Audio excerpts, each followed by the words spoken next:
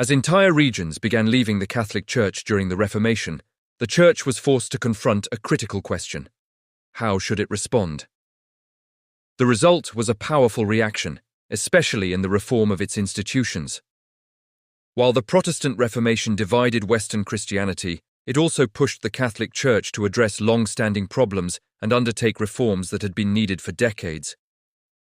By the mid-16th century, Protestantism had spread widely. Lutheranism was firmly established in parts of Germany and Scandinavia, while Calvinism had taken hold in Switzerland, France, and the Netherlands. In England, the break with Rome led to the creation of a separate national church. At this point, the situation appeared bleak for Catholicism. However, even earlier in the century, there had already been positive efforts within the Church to promote reform. By the 1500s, the papacy began to take a more active role in guiding these reforms, helping to strengthen Catholicism across Europe. By the end of the century, these efforts had achieved significant success. Catholicism regained much of the ground it had lost, especially in Germany and Eastern Europe, and also expanded into new regions through missionary activity in the Americas and elsewhere. This revival is known as the Catholic Reformation, though it is sometimes called the Counter-Reformation, a term coined by Protestant historians who viewed it primarily as a response to Protestantism. Catholic historians, however, tend to see it as a long-overdue internal reform movement. Importantly, the Catholic Reformation did not occur in isolation. Like the Renaissance and the Protestant Reformation, it was deeply connected to broader developments in European society.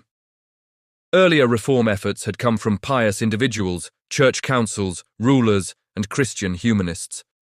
The Catholic Reformation drew especially on two of these influences: renewed religious devotion and the authority of councils, both now strongly supported and directed by the papacy. One of the most important forces in this movement was a new religious order known as the Society of Jesus, or the Jesuits, who became the leading agents of Catholic reform. The order was founded by Ignatius of Loyola, a Spaniard and former soldier who underwent a profound religious transformation after being wounded in battle in 1521. During his recovery, he read spiritual works and experienced a deep conversion. Unlike figures such as Luther and Calvin, Loyola remained committed to Catholicism, but with a renewed sense of purpose. Loyola rejected the idea of salvation by faith alone, instead emphasizing that human beings have free will and must actively choose between good and evil. He believed that individuals must discipline themselves to live according to God's will, a message he expressed in his influential work, Spiritual Exercises, which taught methods of mental and spiritual discipline. Convinced of the importance of education, Loyola later studied at the University of Paris, where in 1534 he gathered a small group of followers who became the foundation of the Jesuit order. The Jesuits were officially recognized by the Pope in 1540 and pledged absolute obedience to him.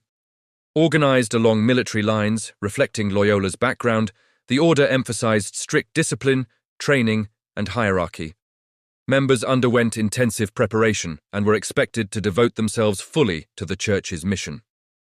Their goal was to combat Protestantism by bringing Protestants back to Catholicism and converting non-Christians around the world. Rather than relying on force or intimidation, Jesuits emphasized persuasion, education, and adaptability. They encouraged repentance while remaining supportive and compassionate, believing that faith could not be imposed through fear. Their methods proved successful in places like Poland, where Catholicism regained strength, and in regions beyond Europe such as India, China, and Japan. In these areas, Jesuits adapted Christian teachings to local customs, rather than insisting on European cultural practices. Education became another key tool of Jesuit influence. They established numerous schools and colleges, providing a high-quality education rooted in Christian humanism and discipline. Their schools became so respected that even Protestant families sometimes sent their children there. In addition, Jesuits worked to influence political leaders, recognizing that converting a ruler could lead to the conversion of entire populations. At the same time, reform was also taking place within the papacy itself. The corruption and political entanglements of earlier Renaissance popes had contributed to the Church's problems, but the shock of the Protestant Reformation prompted change. Pope Paul III marked a turning point. Although he continued some traditional practices, he recognized the urgent need for reform and took decisive action, appointing reform-minded cardinals and commissioning investigations into the Church's problems. A 1537 report even acknowledged serious corruption within the Church, confirming many criticisms made by Protestants. Attempts were made to reconcile with Protestants, such as discussions held in 1541 at Regensburg. Moderate Catholics were willing to compromise, but their proposals were rejected by hardliners within the Church who saw any concession as heresy. By the 1540s, conservative reformers had gained the upper hand. In 1542, the Roman Inquisition was established to investigate and punish heresy, signaling a firm rejection of compromise with Protestantism. This hardline position continued under Pope Paul IV, who strengthened the Inquisition and introduced the Index of Forbidden Books, banning works considered dangerous or heretical, including some by Catholic humanists. Under his leadership, Rome became more rigid and defensive, leaving little hope for restoring unity between Catholics and Protestants. Instead, the divide between the two continued to deepen, shaping the religious landscape of Europe for generations.